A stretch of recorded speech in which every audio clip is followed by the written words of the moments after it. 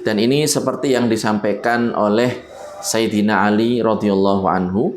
Beliau pernah menyebutkan ma aktsarud dajij wa ma aqallal hajij.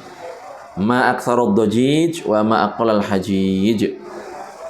Dajij itu dari kata-kata dojah, ramai. Jadi ini ramai sekali. Begitu ramai terdengar suara keributan orang-orang yang sedang melaksanakan ibadah haji. Bayangkan, orang seluruh dunia tumplek-plek di tempat itu. Tapi beliau kemudian menyebutkan wa ma aqallul hajij, tetapi begitu sedikit orang-orang yang benar-benar melaksanakan ibadah haji. Jadi mereka itu meskipun banyak menghabiskan tenaga dan merasa capek karena melakukan manasik, namun seakan-akan mereka belum melakukan ibadah tersebut. Kenapa? Karena apa yang mereka lakukan dalam bentuk amalan haji ternyata ada yang tidak terpenuhi rukunnya, syaratnya, ibadahnya tidak sah.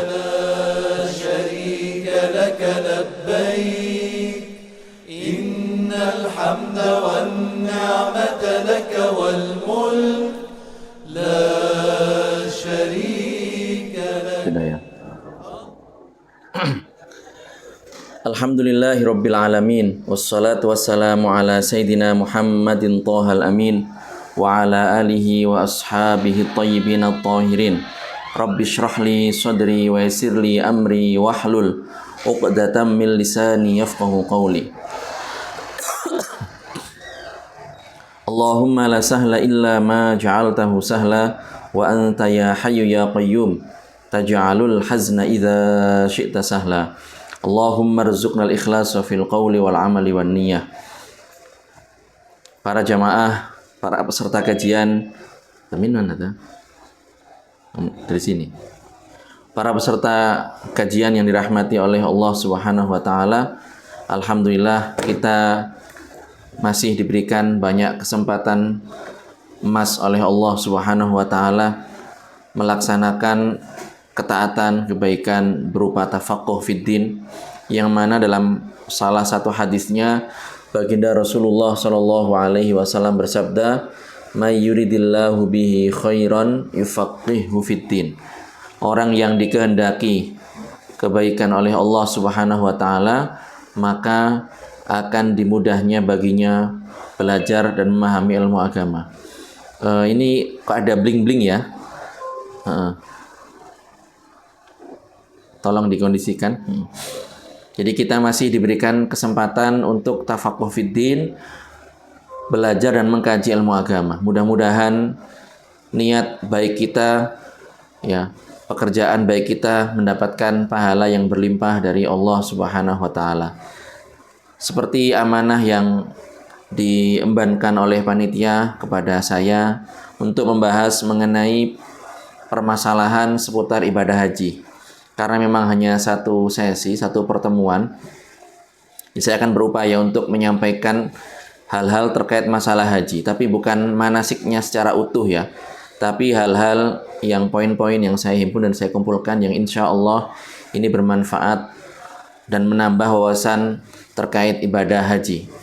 Bagi yang sudah haji atau yang baru datang haji, mudah-mudahan hajinya mabrur, diterima oleh Allah Subhanahu wa taala.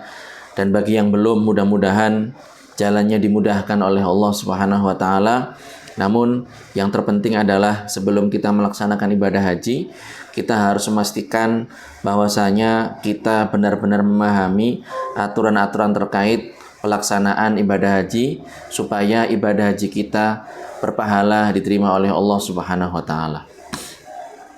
Akan saya awali dengan firman Allah Subhanahu wa taala, yaitu di surat Ali Imran. Allah Subhanahu wa taala berfirman, "Walillahi 'alan nasi hijjul baiti man istata'a ilaihi sabila." Jelas ayat ini ayat yang populer ya, menjelaskan bahwa Allah Subhanahu wa taala mewajibkan ibadah haji ke Baitullah ya. Hijjul bait. Jadi haji ke Baitullah. Jadi Baitullah di sini terjemahannya seperti itu. Maksudnya adalah tempat atau bangunan yang dimuliakan oleh Allah Subhanahu wa taala. Jadi ketika dikatakan al-masajidu buyutullah, masjid-masjid itu adalah Buyut itu bentuk jamak dari rumah. Ya. Kemudian Allah, lafzul jalalah Allah, ya artinya Allah.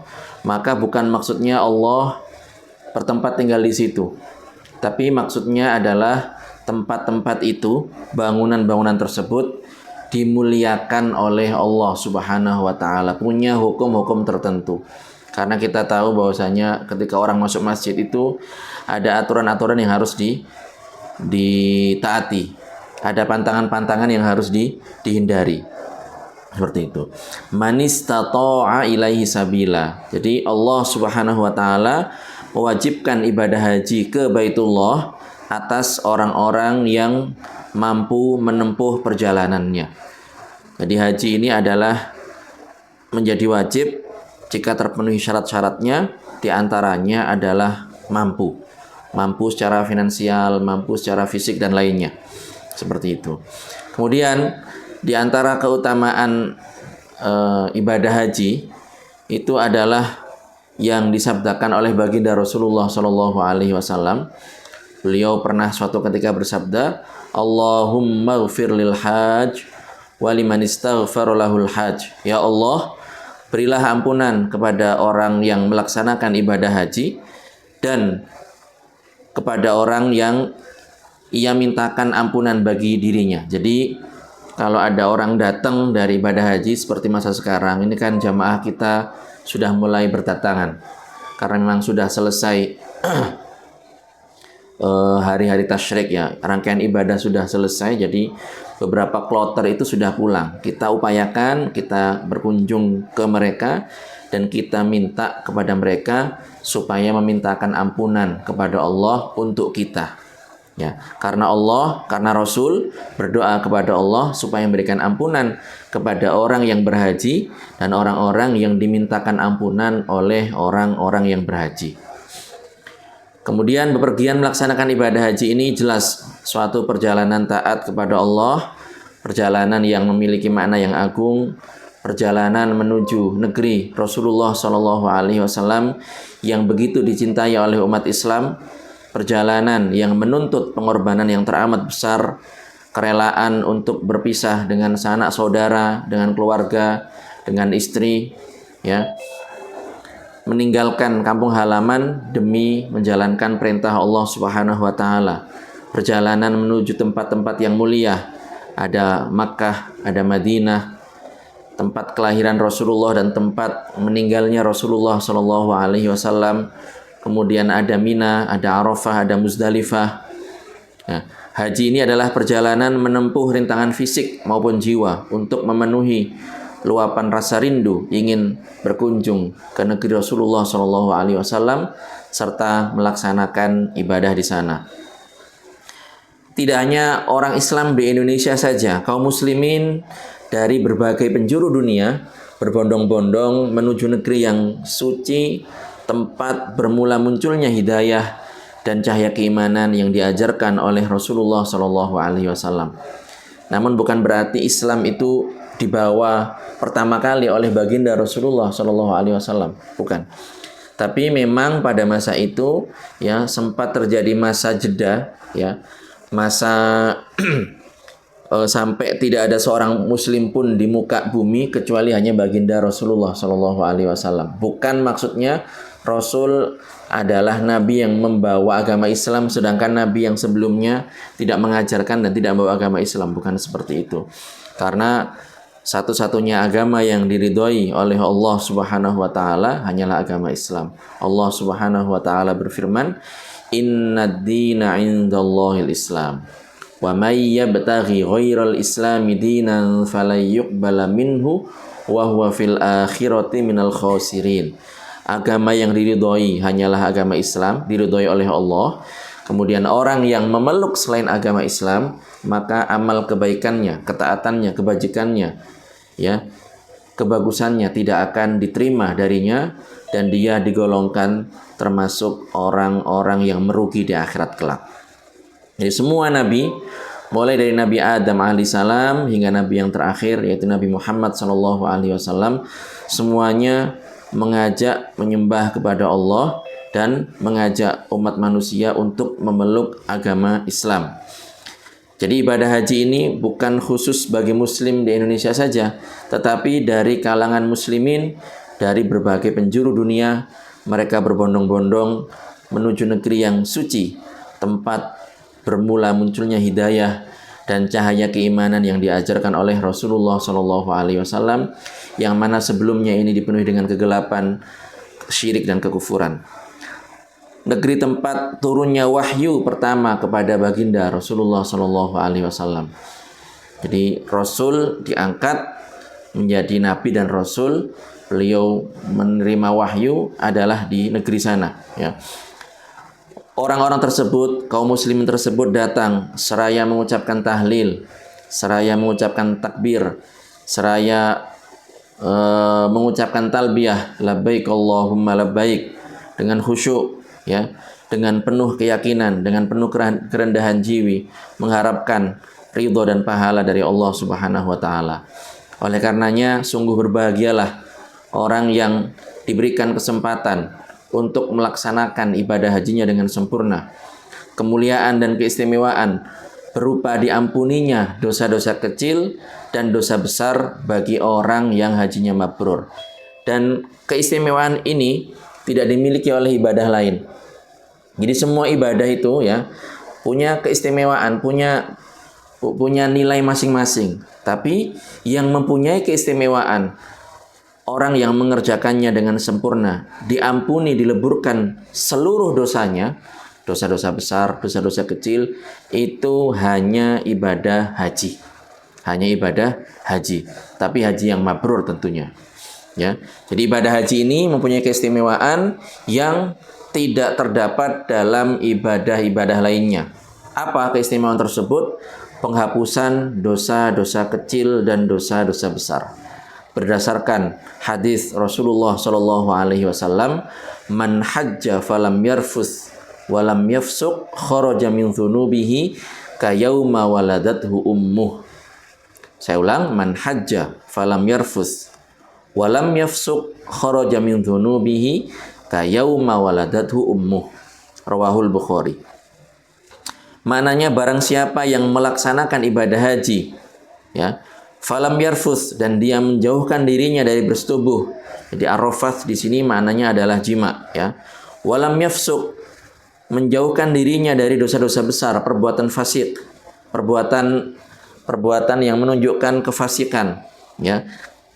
Kharaja min dzunubihi, maka ia terbebas dan bersih dari dosa-dosanya kayauma waladathu ummuh, sebagaimana ketika ia dilahirkan oleh ibunya.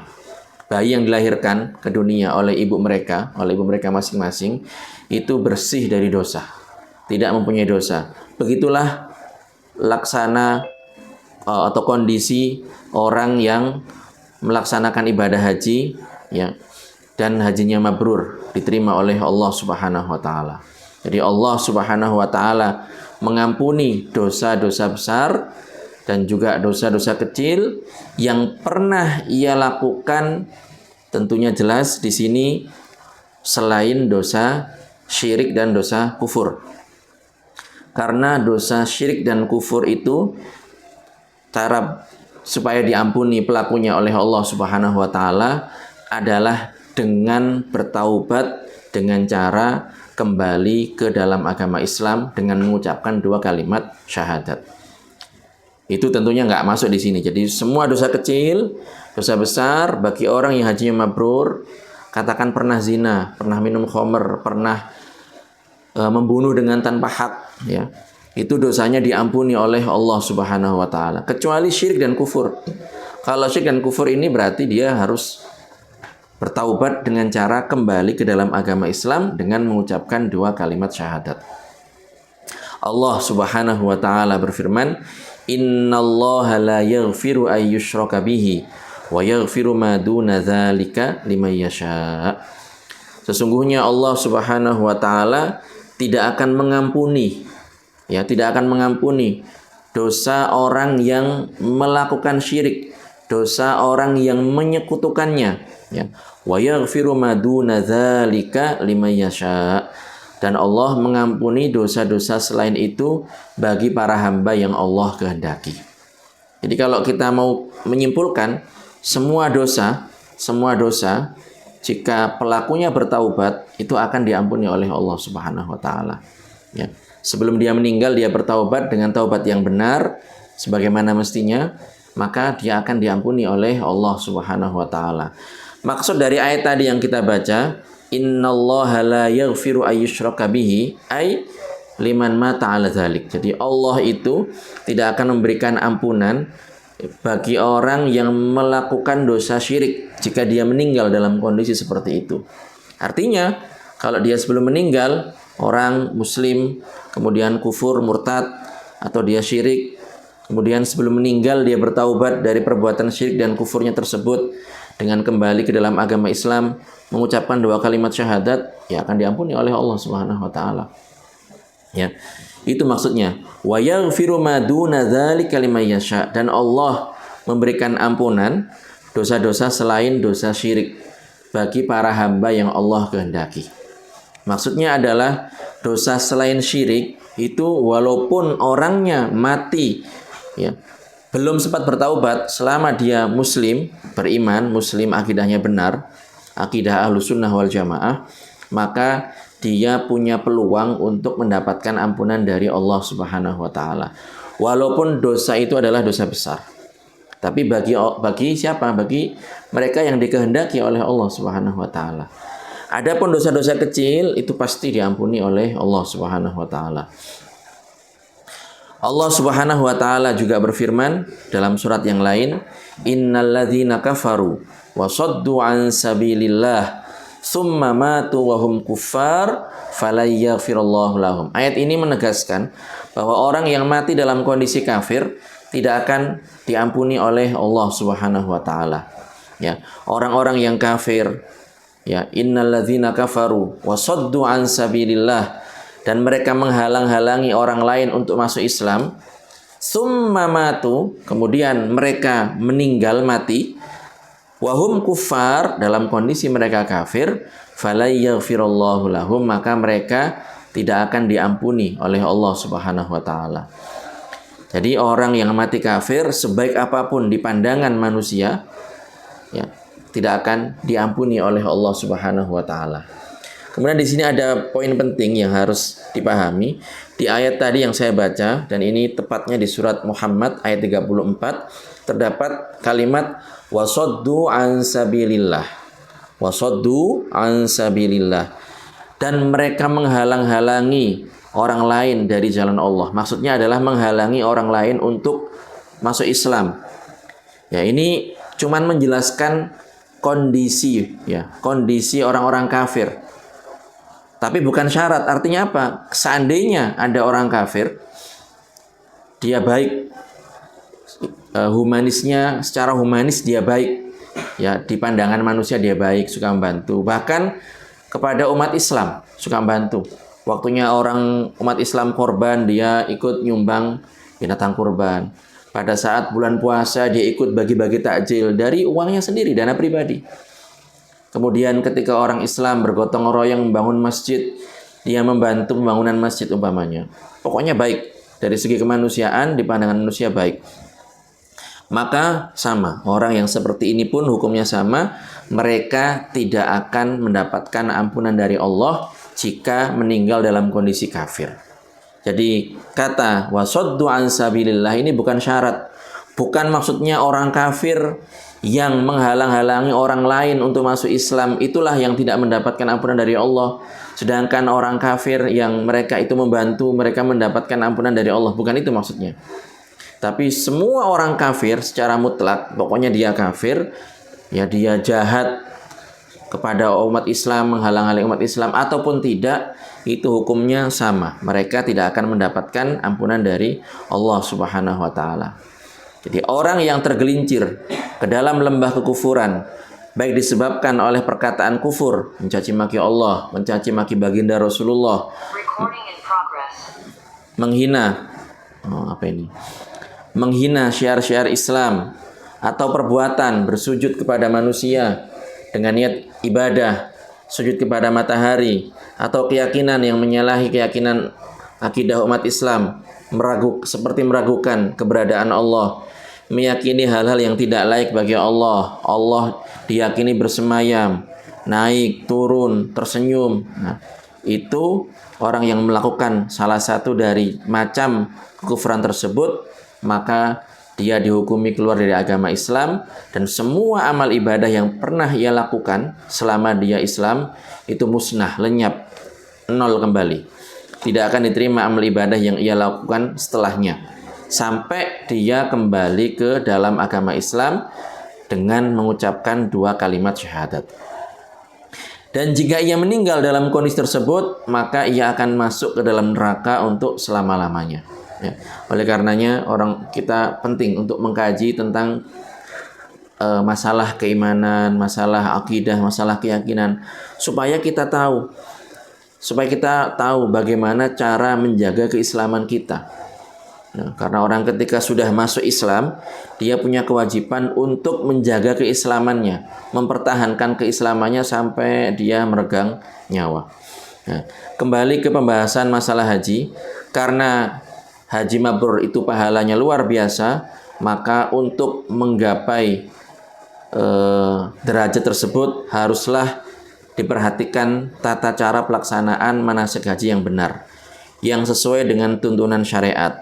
Dan itu tentunya harus didasarkan kepada ilmu agama, yang mana ilmu agama itulah yang akan menunjukkan jalan benarnya praktek suatu ibadah sesuai dengan ketentuan syariat. Oleh karenanya para ulama mengatakan al-ilmu qoblal amal. Al-ilmu qoblal amal. Yang mananya adalah ilmu itu didahulukan sebelum mengerjakan amal perbuatan. Jadi harus tahu sebelum haji, ya berarti harus tahu manasik haji yang benar. Jangan cuman prioritas milih travel yang mewah, yang pelayanannya baik, pelayanannya premium dan seterusnya. Ya itu kalau memang punya dana ya silahkan. Tapi bukan itu, prioritasnya bukan di situ. Tapi carilah travel yang memberikan bimbingan haji sebagaimana mestinya sesuai dengan ketentuan syariat. Carilah para guru yang terpercaya, yang siqoh, yang amanah, yang paham benar terkait permasalahan ibadah haji. Jadi amal perbuatan itu, ya amal ibadah itu harus dilandaskan dengan ilmu. Karena memang nyatanya sekarang ini banyak sekali orang-orang yang terpana, silau, terkecoh ya dengan fenomena luar yang terjadi di musim haji. Mereka lebih fokus, mereka lebih perhatian pada ini bagaimana seragamnya, pakaiannya, penginapan mewahnya, transportasi yang memadai, makanan yang enak, tas koper yang bagus dan besar, uang saku untuk belanja, hadiah-hadiah yang nanti akan dibawa ketika pulang, kemudian juga foto-foto di tempat bersejarah. Kita tegaskan bahwa semua itu hanyalah fenomena musim haji kulit luarnya saja. Kalau mereka tidak memahami sama sekali inti sebenarnya dari manasik haji, tidak paham tuntunan yang sesuai dengan ketentuan syariat, maka ibadah yang dikerjakan tentunya akan sia-sia. Kenapa bisa seperti itu? Ya karena lalai. Mereka tidak mau ngaji, enggan untuk menuntut ilmu, sehingga mereka pergi ke sana ya tanpa modal ilmu yang memadai. Dan ini seperti yang disampaikan oleh Sayyidina Ali radhiyallahu anhu. Beliau pernah menyebutkan ma aktsarud dajij wa ma aqallal hajij. Ma aktsarud dajij wa ma aqallal hajij. Dajij itu dari kata-kata dajjah, ramai. Jadi ini ramai sekali. Begitu ramai terdengar suara keributan orang-orang yang sedang melaksanakan ibadah haji. Bayangkan, orang seluruh dunia tumplek-plek di tempat itu. Tapi beliau kemudian menyebutkan wa ma aqallul hajij, tetapi begitu sedikit orang-orang yang benar-benar melaksanakan ibadah haji. Jadi mereka itu meskipun banyak menghabiskan tenaga dan merasa capek karena melakukan manasik, namun seakan-akan mereka belum melakukan ibadah tersebut. Kenapa? Karena apa yang mereka lakukan dalam bentuk amalan haji ternyata ada yang tidak terpenuhi rukunnya, syaratnya, ibadahnya tidak sah. Banyak, ini contoh ini, banyak orang yang melempar batu di tempat jamroh, tetapi tidak tepat pada sasarannya. Bahkan mereka sengaja melempar kepala orang. Wah, ini kan bahaya ini. Karena beranggapan dia melihat setan di tempat orang yang dia lempar itu berdiri. Banyak orang yang salah dalam melakukan sa'i. Bukannya mereka bersa'i di jalur yang benar, namun mereka ini berlari ke jalur baru yang berada di luar wilayah Safa maupun Marwah. Oleh karenanya penting kita memahami rukun, perbedaan antara rukun, syarat, wajib, halal yang sunahkan, muharramat. Jadi ini di haji, dalam permasalahan haji di mazhab Asy-Syafi'i itu ada beberapa istilah. Saya sebutkan beberapa di sini.